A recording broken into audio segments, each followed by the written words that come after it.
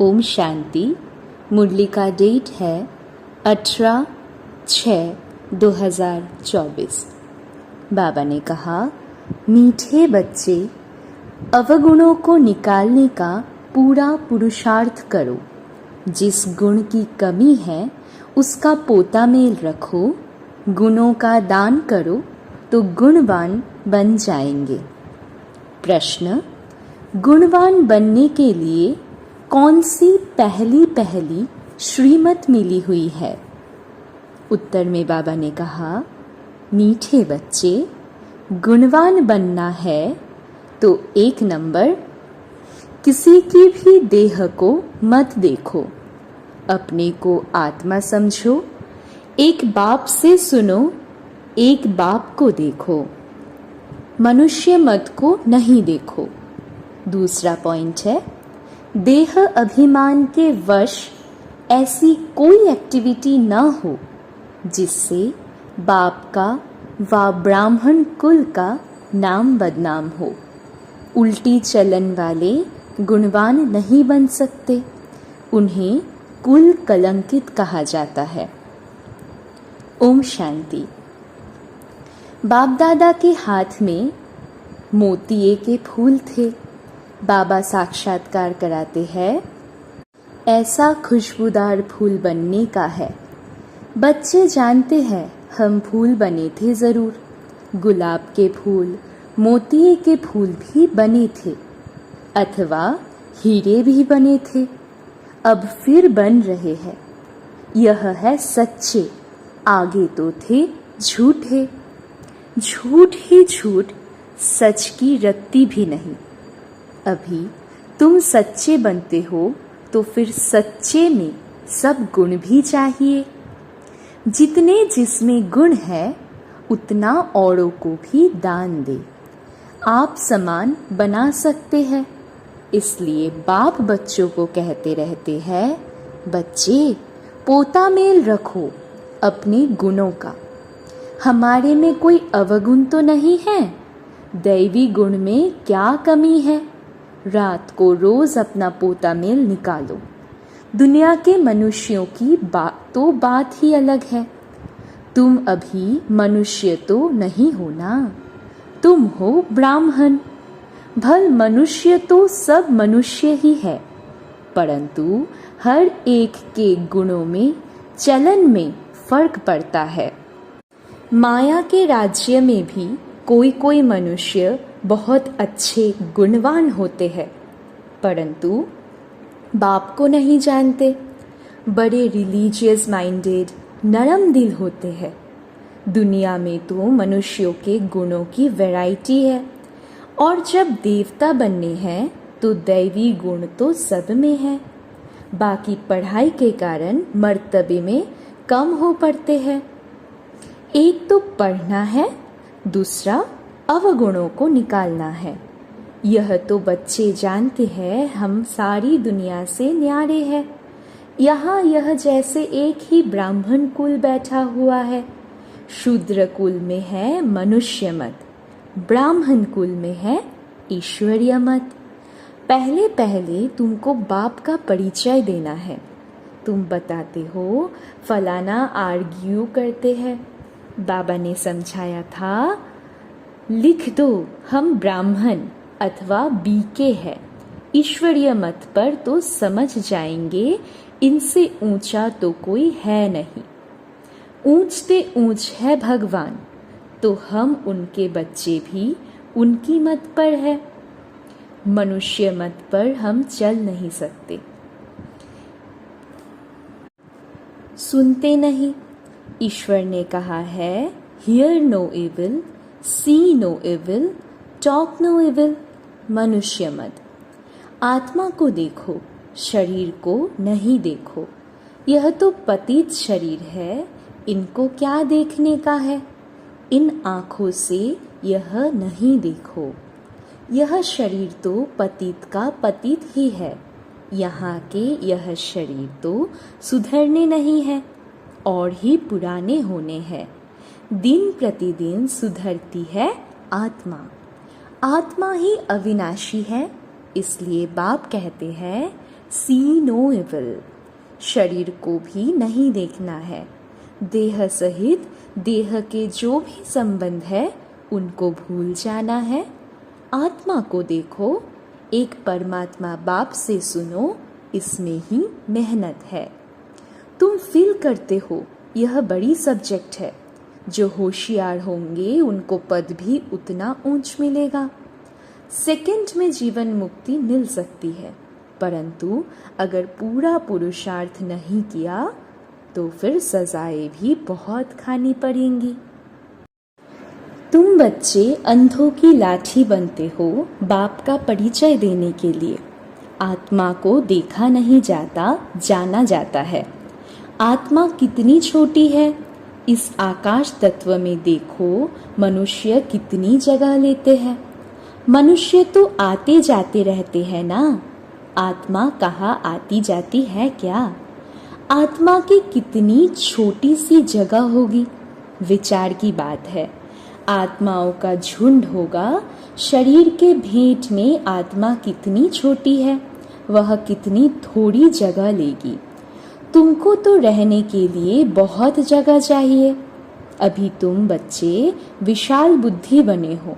बाप नई बातें समझाते हैं नई दुनिया के लिए, और फिर बताने वाला भी नया है। मनुष्य तो सबसे रहम मांगते रहते हैं। अपने में ताकत नहीं है जो अपने पर रहम करे।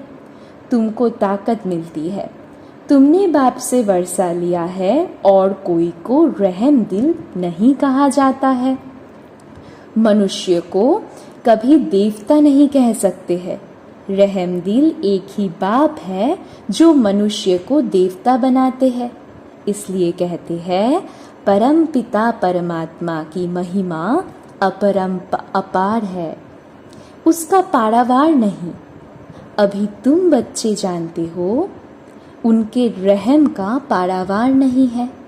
बाबा जो नई दुनिया बनाते हैं उसमें सब कुछ नया होता है। मनुष्य, पशु, पक्षी सब सत्व प्रधान होते हैं।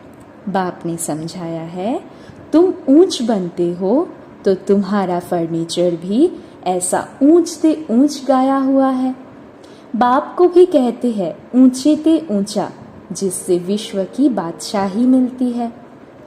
बाप साफ कहते हैं हम हथेली पर बहिश्त ले आता हूँ। वो लोग हथेली से केसर आदि निकालते हैं। यहाँ तो पढ़ाई की बात है। यह है सच्ची पढ़ाई। तुम समझते हो हम पढ़ रहे हैं, पाठशाला में आए हैं। पाठशालाएं तुम बहुत खोलो तो तुम्हारी एक्टिविटी को देखे। कोई फिर उल्टी चलन चलते हैं तो नाम बदनाम करते हैं। देह अभिमान वाले की एक्टिविटी ही अलग होगी। देखेंगे ऐसी एक्टिविटी है तो फिर जैसे सब पर कलंक लग जाता है। समझते हैं इनकी एक्टिविटी में तो कोई फर्क नहीं है, तो गोया बाप की निंदा कराई ना। टाइम लगता है, सारा दोष उस पर आ जाता है। मैनर्स बहुत अच्छे चाहिए। तुम्हारे कैरेक्टर्स बदलने में कितना टाइम लगता है? तुम समझते हो कोई कोई के कैरेक्टर्स बहुत अच्छे फर्स्ट क्लास होते हैं, वह दिखाई भी पड़ेंगे। बाबा एक एक बच्चे को बैठ देखते हैं इनमें क्या खामी है जो निकलनी चाहिए। एक एक की जांच करते हैं। खामियां तो सब में है, तो बाप सबको देखते रहते हैं, रिजल्ट देखते रहते हैं। बाप का तो बच्चों पर लव रहता है ना। जानते हैं इनमें यह खामी है, इस कारण यह इतना ऊंच पद पा नहीं सकेंगे। अगर खामियां नहीं निकली तो बड़ा मुश्किल है। देखने से ही मालूम पड़ जाता है। यह तो जानते हैं अभी टाइम पड़ा है। एक एक की जांच करते, बाप की नज़र एक एक के गुणों पर पड़ेगी। पूछेंगे तुम्हारे में कोई अवगुण तो नहीं है? बाबा के आगे तो सच बता देते हैं। कोई कोई को देह अभिमान रहता है तो नहीं बताते हैं। बाप तो कहते रहते हैं आपे ही जो करे सो देवता, कहने से जो करे वो मनुष्य, जो कहने से भी ना करे। बाबा कहते रहते हैं जो भी खामियां हैं इस जन्म की, वह बाप के आगे आप ही बताओ। बाबा तो सबको कह देते हैं, खामियां सर्जन को बतानी चाहिए। शरीर की बीमारी नहीं, अंदर की बीमारी बतानी है। तुम्हारे पास अंदर में क्या क्या आसुरी ख्यालात रहते हैं, तो इस पर बाबा समझाएंगे। इस हालत में तुम इतना ऊंच पद नहीं पा सकेंगे जब तक अवगुण निकले। अवगुण बहुत निंदा कराते हैं। मनुष्य को वहम पड़ता है भगवान इनको पढ़ाते हैं। भगवान तो नाम रूप से न्यारा है, सर्वव्यापी है, वह कैसे इनको पढ़ाएंगे, इनकी चलन कैसी है। यह तो बाप जानते हैं तुम्हारे गुण कैसे फर्स्ट क्लास होने चाहिए। अवगुण छिपा देंगे तो कोई को इतना तीर नहीं लगेगा। इसलिए जितना हो सके अपने में अवगुण जो है उनको निकालते जाओ। नोट करो हमारे में यह खामी है तो दिल अंदर में खाएगी। घाटा पड़ता है तो दिल खाती है। व्यापारी लोग अपना खाता रोज निकालते हैं। आज कितना फायदा हुआ, रोज का खाता देखते हैं। यह बाप भी कहते हैं रोज अपनी चाल देखो, नहीं तो अपना नुकसान कर देंगे। बाप की पत यानी इज्जत। गुरु की निंदा कराने वाले ठौर न पाए। देह अभिमानी ठौर नहीं पा सकेंगे। देही अभिमानी अच्छी ठौर पाएंगे। देही अभिमानी बनने के लिए सब पुरुषार्थ करते हैं, दिन प्रतिदिन सुधरते जाते हैं। देह अभिमान से जो कर्तव्य होते हैं उनको काटते रहना है। देह अभिमान से पाप जरूर होता है, इसलिए देही अभिमानी बनते रहो। यह तो समझ सकते हो जन्मते ही राजा कोई होता नहीं। देही अभिमानी बनने में टाइम तो लगता है ना, यह भी तुम समझते हो। अभी हमको वापस जाना है। बाबा के पास बच्चे आते हैं, कोई 6 मास बाद आते, कोई 8 मास बाद भी आते हैं। तो बाबा देखते हैं इतने समय में क्या उन्नति हुई है। दिन प्रतिदिन कुछ सुधरते रहते हैं या कुछ दाल में काला है। कोई चलते चलते पढ़ाई छोड़ देते हैं। बाबा कहते हैं यह क्या, भगवान तुमको पढ़ाते हैं, भगवान भगवती बनाने। ऐसी पढ़ाई तुम छोड़ देते हो। अरे वर्ल्ड गॉडफादर पढ़ाते हैं, इसमें एब्सेंट। माया कितनी प्रबल है। फर्स्ट क्लास पढ़ाई से तुम्हारा मुख मोड़ देती है। बहुत है जो चलते रहते हैं फिर पढ़ाई को लात मार देते हैं। यह तो तुम समझते हो। अब हमारा मुंह है स्वर्ग तरफ, लात है नरक तरफ। तुम हो संगम युगी ब्राह्मण। यह पुरानी रावण की दुनिया है। हम वाया शांति धाम सुख धाम तरफ जाएंगे। बच्चों को यही याद रखना पड़े। टाइम बहुत कम है, कल भी शरीर छूट सकता है। बाप की याद नहीं होगी तो फिर अंतकाल। बाप समझाते तो बहुत है, यह सब गुप्त बातें हैं। नॉलेज भी गुप्त है। यह भी जानते हैं कल पहले जिसने जितना पुरुषार्थ किया है वही कर रहे हैं। ड्रामा अनुसार बाप भी कल्प पहले मुआफिक समझते रहते हैं। इसमें फर्क नहीं पड़ सकता है। बाप को याद करते रहो तो तुम्हारे विकर्म विनाश होते जाएंगे। सजा नहीं खानी चाहिए। बाप के सामने सजाए बैठ खाएंगे तो बाप क्या कहेंगे। तुमने साक्षात्कार भी किए हैं, उस समय माफ नहीं कर सकते। इन द्वारा बाप पढ़ाते हैं तो इनका ही साक्षात्कार होगा। इन द्वारा वहाँ भी समझाते रहेंगे। तुमने यह किया फिर उस समय बहुत रोएंगे, चिल्लाएंगे, अफसोस भी करेंगे। बिगड़ साक्षात्कार सजा दे ना सके। कहेंगे तुमको इतना पढ़ाते थे, फिर ऐसे ऐसे काम किए। तुम भी समझते हो रावण की मत पर हमने कितने पाप किए हैं। पूज्य से पुजारी बन पड़े हैं, बाप को सर्वव्यापी कहते आए। यह तो पहले नंबर की इंसल्ट है, इसका हिसाब किताब भी बहुत है। बाप उल्हना देते हैं, तुमने अपने को कैसे चमाट मारी है। भारतवासी ही कितना गिरे हैं। बाप आकर समझाते हैं, अभी तुमको कितनी समझ मिली है। सो भी नंबरवार समझते हैं ड्रामा अनुसार।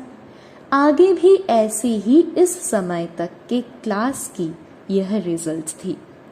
बाप बताएंगे तो सही ना। तो बच्चे अपनी उन्नति करते रहे। माया ऐसी है जो देही अभिमानी रहने नहीं देती है। यही बड़ी सब्जेक्ट है। अपने को आत्मा समझ बाप को याद करो तो पाप भस्म हो जाए। अच्छा, बाबा को याद प्यार देते हैं। मीठे मीठे सिकिलधे बच्चों प्रति माता पिता बाप दादा का याद प्यार और गुड मॉर्निंग। रूहानी बाप की रूहानी बच्चों को नमस्ते। हम रूहानी बच्चों की भी रूहानी माता पिता बाप दादा को भी बहुत बहुत याद प्यार, गुड मॉर्निंग, नमस्ते नमस्ते नमस्ते बाबा।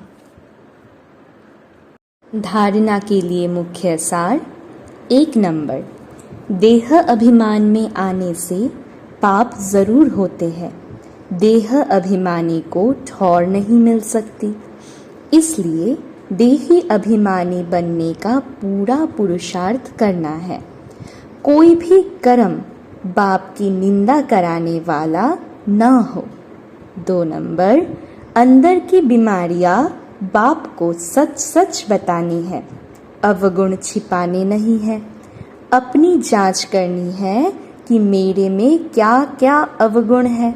पढ़ाई से स्वयं को गुणवान बनाना है। वरदान, हद की रॉयल इच्छाओं से मुक्त रहे, सेवा करने वाले निस्वार्थ सेवाधारी भव। बाबा ने डिटेल में बताया, जैसे ब्रह्मा बाप ने कर्म के बंधन से मुक्त न्यारे बनने का सबूत दिया, सिवाय सेवा के स्नेह के और कोई बंधन नहीं। सेवा में जो हद की रॉयल इच्छाएं होती है, वह भी हिसाब किताब के बंधन में बांधती है। सच्चे सेवाधारी इस हिसाब किताब से भी मुक्त रहते हैं। जैसे देह का बंधन देह के संबंध का बंधन है, ऐसे सेवा में स्वार्थ यह भी बंधन है। इस बंधन से व रॉयल हिसाब किताब से भी मुक्त निस्वार्थ सेवाधारी बनो। स्लोगन, वायदों को फाइल में नहीं रखो, फाइनल बनकर दिखाओ। ओम शांति।